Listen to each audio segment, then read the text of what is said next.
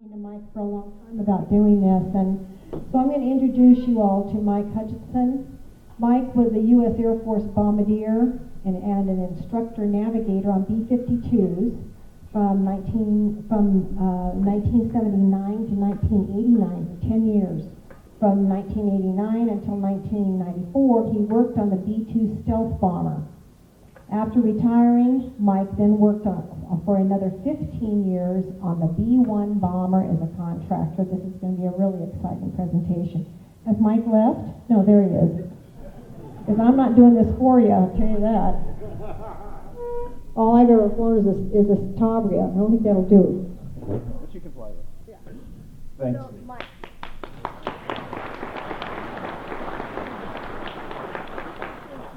Yep. I've been practicing all month. My name is Mike Hutchinson, as Sue mentioned, and I'm not going to really talk about the other two airplanes, the B-2 that I worked on and the B-1. I'm basically going to describe what we did with the B-52 during the nuclear age, during the Cold War. I was too young to make it to Vietnam, and too old by the time I was done flying to make it to Operation Desert Shield, Desert Storm. So what you're going to hear about is between 79 and 89, when we sat nuclear alert with weapons to deter the Soviet Union and China. Next slide. B-52G is a pretty big airplane. For those that have been across country a couple times, you can see that the number up here is probably a couple times across the United States. A very large airplane, 185-foot wingspan, 8 engines, 2 in each of the 4 pods. I took the liberty of mixing different model B-52s in this presentation, so I'll try to make the distinction between them. But you can also notice, one of the other things I wanted to point out was that if you look at the takeoff weight compared to how much fuel you carry, that explains a lot of the distance that you could get out of the airplane. We always practice refueling, so even though you had that much fuel on board, low-level flying, refueling, bombing operations were always practiced on every mission. Because if you had to execute your real mission, you're still going to have to do all of those things. But being as large of an airplane as it is here, it was actually very small living space, very small cockpit. If I were standing next to the airplane, my head would only come up to about here, standing on the ground. The 2 pilots upstairs had the only window view in the entire airplane. Behind them sat a gunner, the only enlisted crew member that was on the airplane. If you look really closely, you can see the ejection seat for the electronic countermeasures officer. My place, the navigator and bombardier or radar navigator position, was downstairs, and there was a deck right here, so we sat right about here, and the entry door was here. So the only habitable spot in the entire airplane was this whole nose section. The pilots had the great view. The rest of us were pretty much in the dark or lived in front of our radar. Next slide. This is what it looked like upstairs. The guy on the right would be the co-pilot, the junior pilot. The guy on the left would be the aircraft commander, and he would be in charge of all 6 crew members. Directly behind them, seated backwards, would be the gunner and the electronic warfare officer. So you can imagine what it would be like in the dark, flying backwards, making turns left to right. I didn't have a picture of their crew station, but the next slide will show the business end of the gunner's position. In the B-52G model, he moved from being seated back here to up with the rest of the crew. The older models, the gunner sat in the back and had the 450 caliber machines coming back there. Next slide. Downstairs was where I lived, and we pretty much lived in the dark without having windows. This is the poor navigator's position, working his fingers off to complete paperwork for a nav leg where he's going to actually and use the stars and the sun to figure out where he is. Remember, this is pre-GPS, pre-laptop, pre-cell phone, so everything was done manually. Next slide. On to his left would be the radar navigator's position, and I've given up over the years calling it radar navigator because most people don't know what that means, so I just call it bombardier. The bombardier's position was responsible for keeping all of the navigation equipment up to speed, accurate, whereas the navigator was responsible for making sure that the entire airplane, the crew, and everybody else made it to any place on the globe within 2.5 minutes. If you were outside of the 2.5 minute tolerance, you were no longer qualified. You had to be retrained. If you were 5 minutes late to any of those locations, then that you came off of a crew and went through another month of recertification and training all over again. Next slide. This is what it looks like normally without any windows. This is a picture from long ago with the only lighting being these little lights that you could point wherever you wanted. That gives you an idea of the closeness of downstairs. Directly over their head, you can see that there's no exit or entry. The navigator's position went downstairs. Their ejection seats fired through the bottom of the airplane. If you use a regular camera, next slide, this would what it look like. This is my office space, my navigator on the right. The standard tools of the trade would be a checklist, a Ziploc bag with cookies that you brought from home, your pencil, your map, and I have some maps up here at the end if people want to see what that looked like. Your stopwatch, because stopwatches and the direction you were going were fairly important. Your boxed lunch that you got from the cafeteria before you left, because typically the flights would be 7 to 9 hours long. And then the all-important bailout light, a red light that you hope never ever came on, because that meant that you had to eject. Next slide.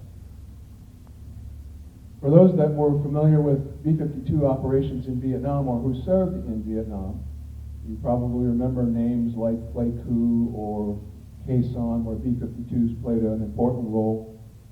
Names like Arc Light, Linebacker 1, Linebacker 2. This was what you probably were familiar with. But I'm going to take you back in history just a little bit further.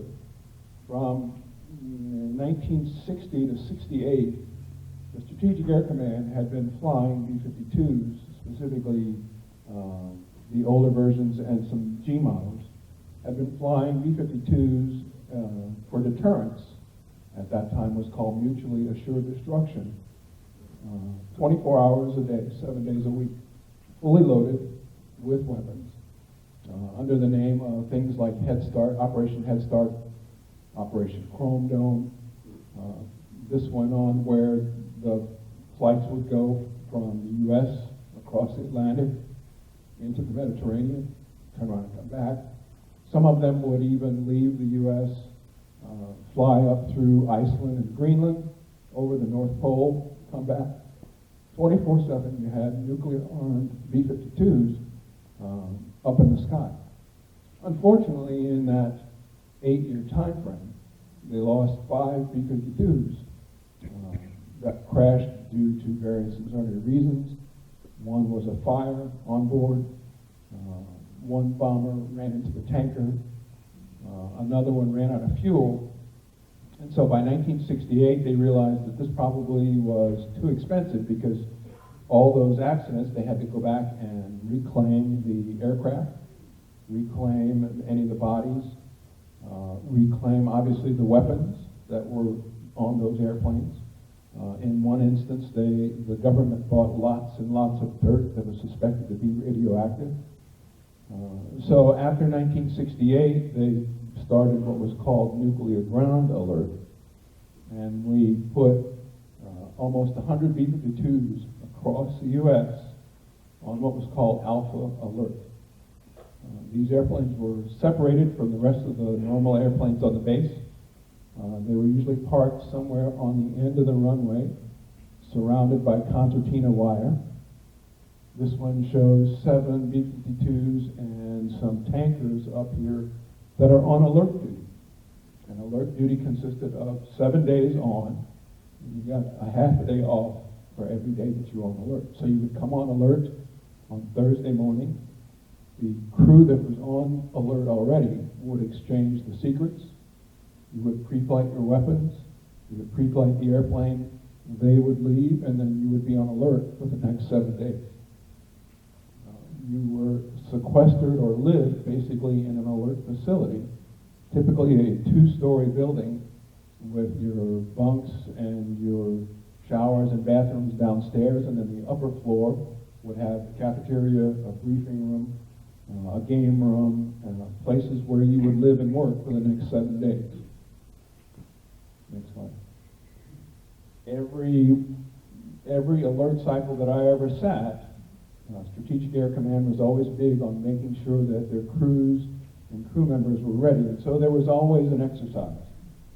You never really knew whether it was a real exercise or it was just practice. You responded to a horn. There were sirens all over the base. So when that siren went off sometime during your alert cycle, you ran out to your airplane, hopped in the airplane, and decoded the message. Every day while you were on alert, at the morning briefing, you would get a code of the day. And the code of the day was known by all the crews and the security police. So that if you had to respond to the airplane, and the security police got there with this M16, gave you, if the code of the day was 5, if he held up 3 fingers, you were supposed to hold up 2. That then allowed him to run in the opposite direction, knowing that you were allowed to be near your airplane. You hop in the airplane, decode your message, and it could be await further instruction. It could be start engine. It could be taxi to the end of the runway, or it could even be take off and wait for further instruction. The majority of my alert responses were simply engine start, and some of them were await further instructions. I think I only had one where it was taxi to the end of the runway, but that's a completely different story that we'll tell at another time. But every week, the crew would have one test exercise, and that's kind of what it looked like.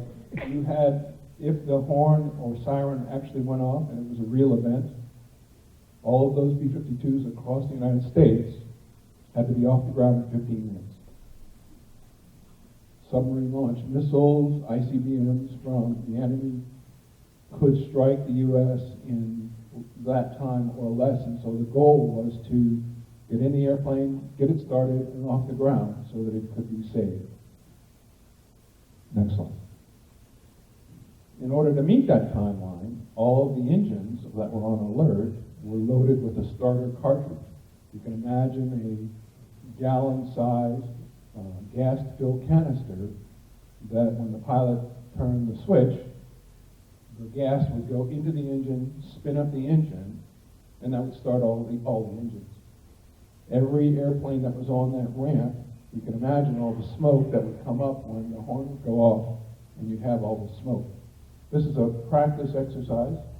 All the airplanes were checked and made sure that they worked before they went on alert, so that if you had to start engines on alert, you knew they would work.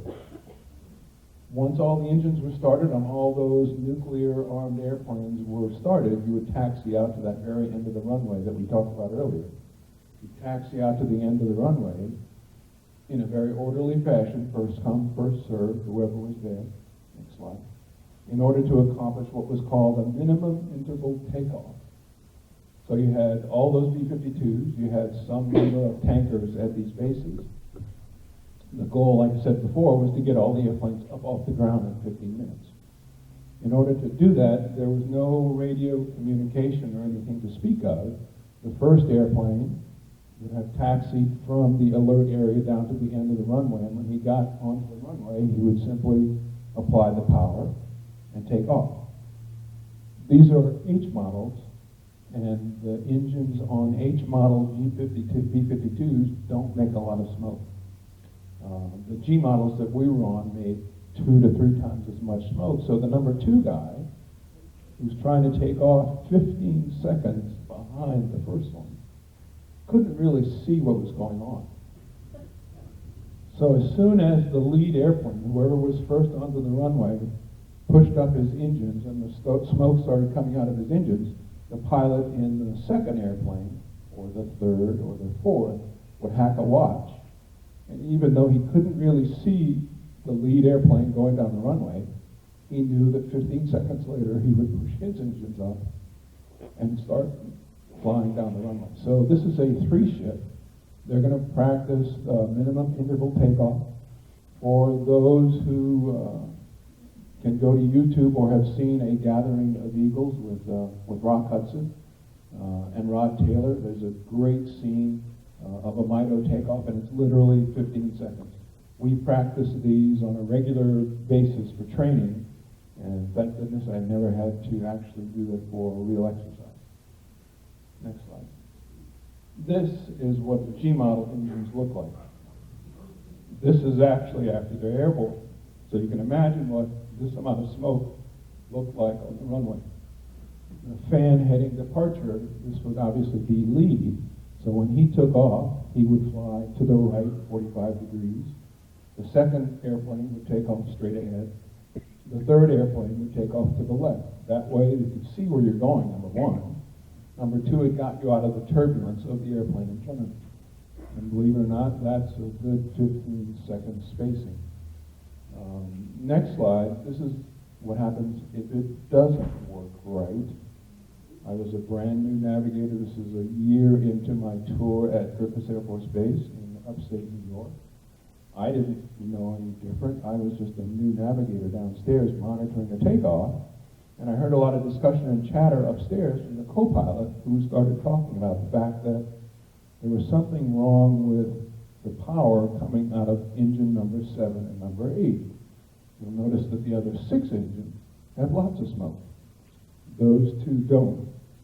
Fortunately, I had a very well experienced aircraft commander, pilot, who said simply, and I'll never forget these words, continue the takeoff. So as lead, we continued down the runway. Well, it doesn't take long to figure out that if you're taking off on a 12,000-foot runway and you're 15 seconds apart, but you're not at the speed that you're supposed to, number 2 is closing on you pretty quickly. This photo was taken by the base photographer the day of the exercise, and what you're looking at is number 2 being taken off being flown sooner than it need to. It's a very unusual attitude for a B-52, but he had really no other choice to get the airplane up off the ground or to run into us from behind. Next slide. Part of our training, like I mentioned before, was air refueling. We also flew low level. In those days, in order to get past enemy defenses and fighters, the only way to get into your target area was to fly low level. If it was visible where you could see where you were going, you could fly a minimum of 400 feet off the ground. If it was night or if it was in bad weather or clouds, you still did your training, but because you couldn't see, you were 1,000 to 1,200 feet off the ground. For all the Marine Corps vets in the audience, this is a photo from Marine Corps Air Station Cherry Point in North Carolina. This day's training mission included participating with the Marines. And since we were pretty good at flying low level, we tended to show off when we had the opportunity. So what you're looking at is a G-model flying down the coastline of North Carolina. The Marines are having an exercise, and if you can see, there's some poor guy over here on the beach watching, having a great view of the air show. What you can also see if you look closely is not only is the B-52 screaming down the coastline, he's got lots of smoke coming out, the bomb bay doors are open, and the white puffs that you see behind are actually aluminum foil chaff, just like World War II used against the German radars. We still flew with chaff on B-52s. So there was low altitude training. Next slide. You could have mountainous training.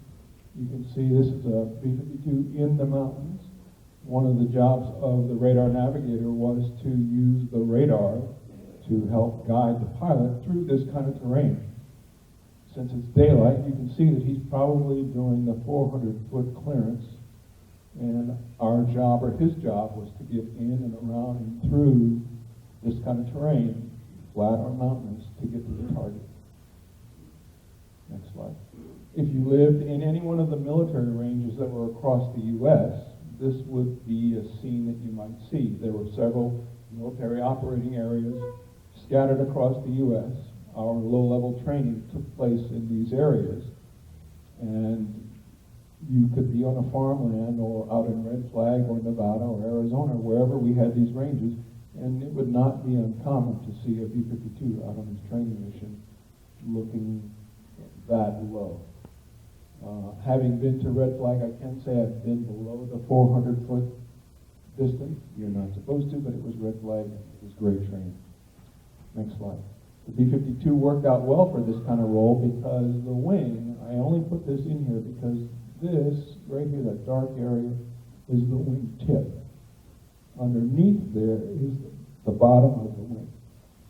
The wing flexes well enough, and Boeing did their work well enough, that the wing will flex up 14 feet or down 4.5 feet, making for a very comfortable ride. I always chuckle when I'm on an airliner and I hear the pilot say, make sure you fasten your seatbelts because we're going to run into turbulence. You haven't really seen turbulence until you've been at 400 feet off the ground, 300 miles an hour in an ejection seat with a helmet on. Next slide. But the goal of our job, or what our mission really was to deliver weapons. Thank goodness I never had to. But this is what, when I came on alert in '79, this was the standard load of nuclear weapons that we carried on board, 4 B-28 weapons. As the radar navigator, my job was to inspect them. To go, as part of that Thursday changeover on alert, was to go back and inspect the weapons, make sure that the settings were what they were supposed to be. Nobody had written in grease pencil, Kilroy was here on the weapons. You had to check to make sure that the back end, this whole back section, was still in good shape because these were parachute deployed weapons. Because we were flying low level, when they were released, a huge chute would come out the back, which A, would give you a little bit extra time to fly away before it went off, and B, would not have the weapon break up when it finally hit the ground. This whole contraption would be pushed up underneath the B-52. The weapons would be hoisted up. This would clip into the upper part of the bomb bay. The rest of the carriage would lower and then roll away. And that was how those 4 weapons got loaded in the front half of the B-52. The other weapons that we carried were short-range attack missiles, so you could literally shoot your way into the target area if you needed to. You imagine a revolver. These missiles sat on a revolving carriage, and just like on a pistol, it would rotate to the down position. You would launch a missile. You could basically attack air bases, radar stations, and then allow you to get to your target area where you would drop the bombs. Next slide. Just like the air crews getting training, the maintenance load guys had to have their training. This is one of their test inspections, and the only reason I put this in here is that you can see the load of 4 B-28s in the carriage, and then back here are the short-range attack missiles already loaded. So a full bomb bay load would be 4 gravity bombs and some combination up to a maximum of 8 short-range attack missiles. In the early 80s, next slide, I'm sorry, I got ahead of myself. Next slide, at Red Flag, we had, for exercises, we would have a camera loaded under the tail of the B-52. And because you weren't dropping anything, you could have photo interpreters, when you got back home, determine how well your bomb run went.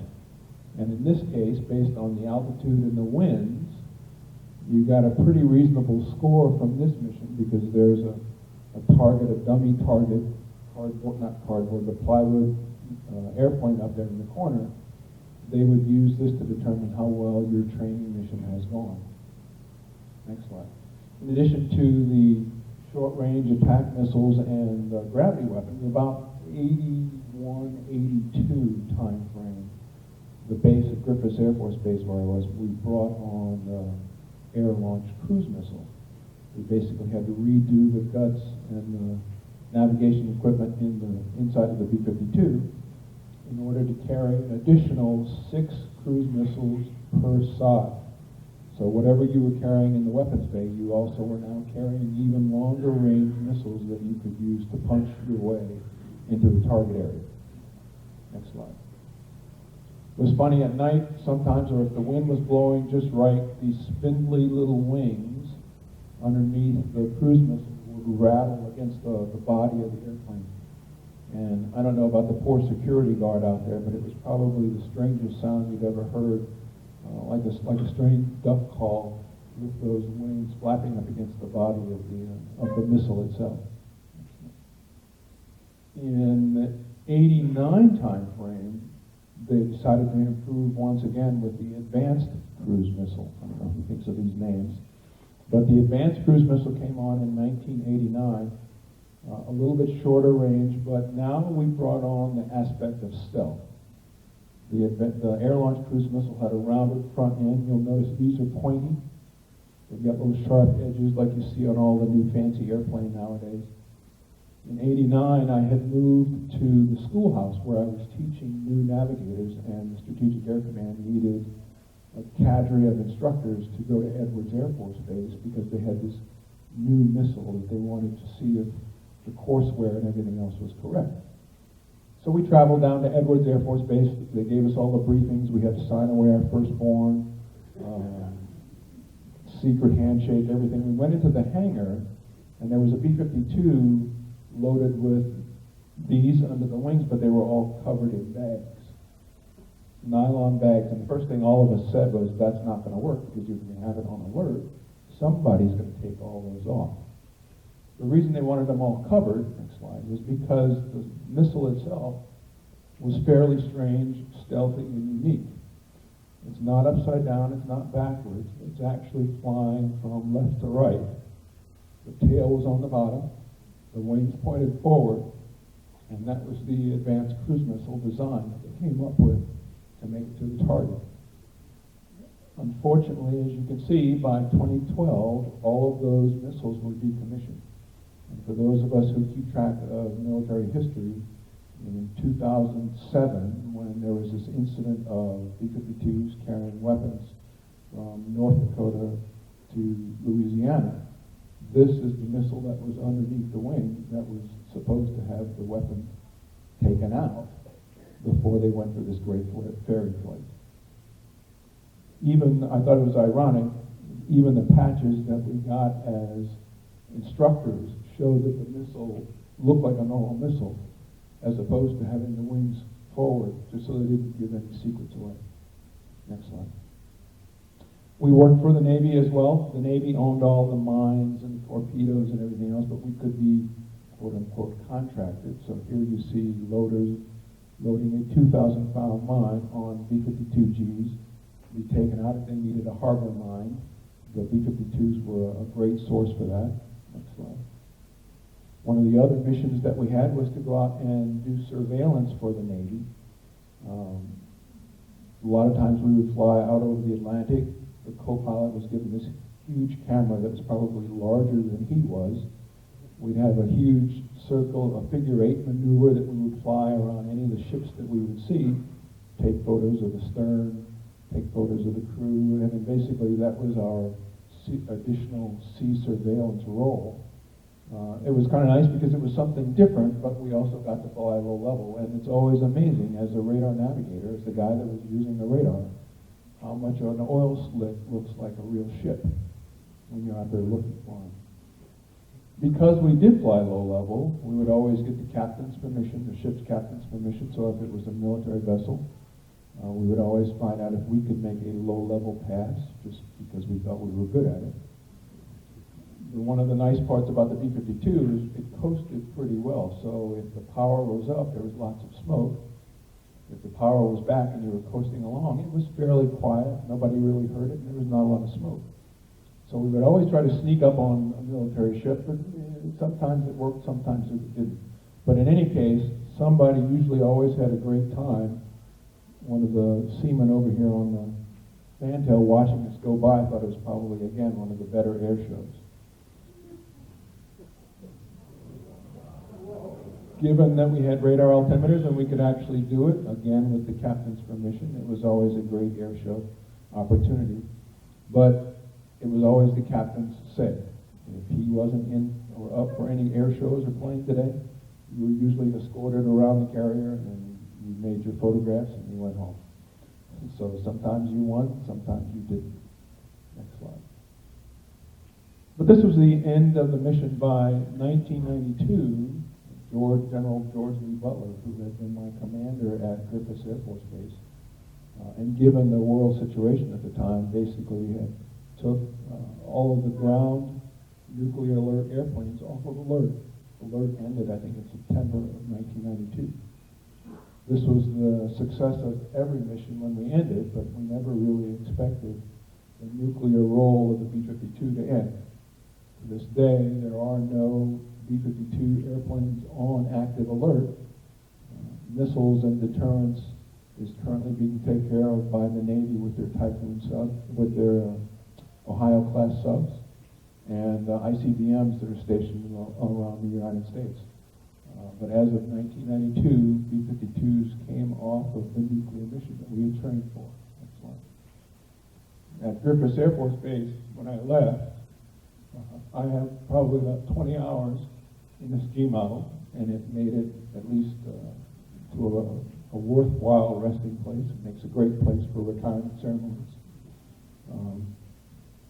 It's one of the few remaining B-52s. If you wanted to see one and touch one, this is how you would see them. Next slide. Unfortunately, this is how a lot of them ended up to this day. There were over 750, almost 750 of them built. The majority of them were B-52G models. And out of all of those 750, there's probably 76 left, and those are H models. The H models now, because of the smart weapons and the new things that they've put on them, rarely even fly low level. So they're shepherding, they're taking the best care of the H models that are left, and they're all flying high altitude. But there are some still around.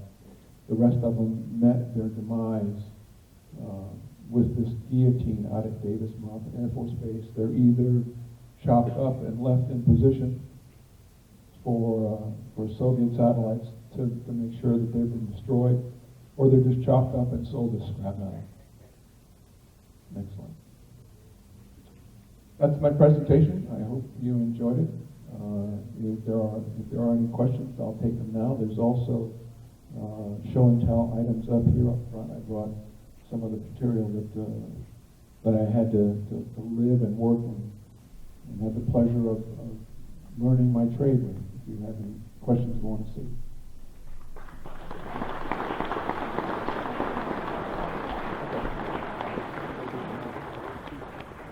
Questions? Hold on, I'm going to come to you. So everybody can hear.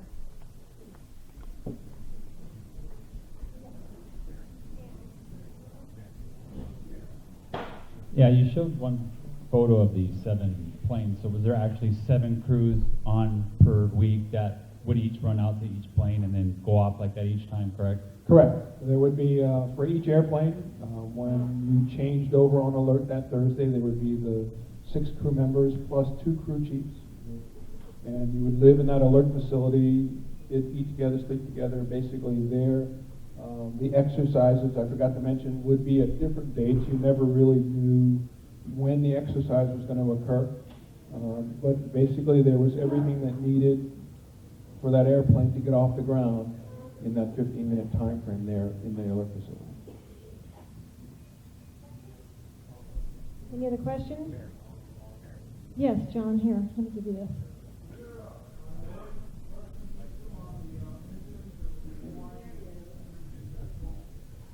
It was attributed to coasting, but I can tell you from experience that even when the engines were at idle, or if you were just high altitude cruise, the noise from the air around the airplane and just something that big, a big bucket of bolts, was not quiet. I mean, we didn't have the fancy new earplugs that the current air crews have now. And when you push the power up for takeoff, it was not only shaky, but it was very, very noisy. But the good news is it wasn't at full power for that amount of time. It was probably more exciting to see for the families and everybody else to watch them take off at the end of the runway, because it probably was just as noisy. The B-52s had a very, I don't want to say thin skin, but it wasn't, there was no soundproofing or insulation in between the outside and the inside. So whatever you got from your helmet or your headset and whatever earplugs you brought with you were the only saving methods that you had. Did I understand you to say you had celestial navigation? You don't have no windows. How'd you do it? There was a sextant upstairs. The electronic warfare officer would basically shoot the stars or the moon for you. And so the photo of the poor navigator downstairs would do all the paperwork. He would figure out where the stars were or where the sun was, pass that information up to the electronic warfare officer, who would stick a sextant up through the roof of the B-52. There was no bubble. Just he would open a small hatch, stick the sextant up there, compute the data for you, send that back down to you over the radio, over the intercom, and then you would plot out where you were. That happened every mission. There was a navigation leg so that the navigator could get his piece of the training as well. So the pilots got their training for air refueling. The navigator had a nav leg, day, night, didn't matter. And then there was always a practice bombing run somewhere along the way. Are there any navigators from World War II or Korea or Vietnam here that use the celestial method also? My dad was a navigator during World War II. Okay, you have a question over here. All right. As a side note, now it's amazing looking at what the newer airplanes have. I mean, they literally carry a laptop on board with them, and it has a map of where they are, and the GPS feeds into it. They can tell at a moment's notice where they are at any time. During the Vietnam missions on Operation Arclight, there was a ground crew that flew on one of the tankers to meet the bombers from Guam, and we'd come down from Okinawa. For every 10 tankers, there would be one tanker with a ground crew that would land after the refueling into Clark Air Base in the Philippines and go back up and wait in case any of the bombers needed fuel to get back to Guam. On one of those missions that I volunteered for that mission as a ground crew member, I was back in the boom pod watching and this was early on, these were F-model B-52s, lying down in the back. The boom operator was in the center, and there were positions on either side. And I was on the left side, and I was watching that wing. You were talking about the flexing of the wing. The wing just didn't flex up and down. It would actually ripple. Right. Not only that, they had these enormous tip tanks. They were larger than those. And the tip of the wing with that big tank sticking out in front of it would actually tip down as well. So the wings went through a dynamic range that was just incredible to watch. If you were on the end of the runway watching them take off, you could always tell when the airplane itself started flying, because as it started rolling down the runway, the first thing you would see are the wing tips lift up even before the airplane started taking off the ground. And once you got that nice beautiful curve in the wing, then that meant that the wing was fully lifting the airplane, and the airplane would literally take off that way. It was a beautiful piece of equipment. Okay, we're gonna take one more question, and then Mike said he'd stick around, so, we'll let him off from gathering up tables and chairs to talk with you instead. So he'll stick around. Where, over here? One more? Yes, hold on. On the ground in the alert, how did they winterize, keep the snow from ice, de-icing and so forth? That was the reason you had crew chiefs with you. You know, in upstate New York, we got an average of 180 inches of snow per year, and so when it snowed, the crew chiefs went out, poor guys, went out and shoveled, brushed the snow off of the wings, and then we had snow trucks, snow plows that would come through that alert area and clear a path from in front of each of the B-52s out to the end of the runway, and that was it. The fuel obviously was JP4 fuel, and they weren't worried about that freezing. One of the things, if you're really into B-52 lore, the G models carried water on board, and that's what made a lot of that smoke that you saw. They would inject water into the engine. Well, at freezing point, somebody would have to go out, the crew would go out and download that water the night before it froze, and then the next morning when it was warm enough, they'd bring a demineralized water truck back out and fill it back up with water in case they needed to go, you know, if the horn went off sometime that next day. But the snow removal was, you know, that was the extent of it, just somebody brushing off the tops of the wings. That is amazing. Yes. Well, I'd like to thank you, Mike, so much for bringing this presentation for all of us. Good. Isn't this incredible? And we want to present you with one of the Warhawk coins as a gratitude for you being here and for serving our country. We really appreciate it. I'd love to come back and talk about the other two. Yeah, we'd like to have him back for the B1, right? Yeah. So that'll be the next one. Yes. Okay, I know a lot of people would look forward to that. So thank you so much. Just real quick, next month in June, several folks have said, well, how do we know who's speaking? Two ways. One, I'll try to announce it each month, but then the second thing is if you have a computer and you want to be on our chimp mail list, you get a message every time we're doing something out here. And so you just need to write down your name and your email address and give it to Heather in my office or just at the front desk. We'll put you on the chimp mail list and send you you'll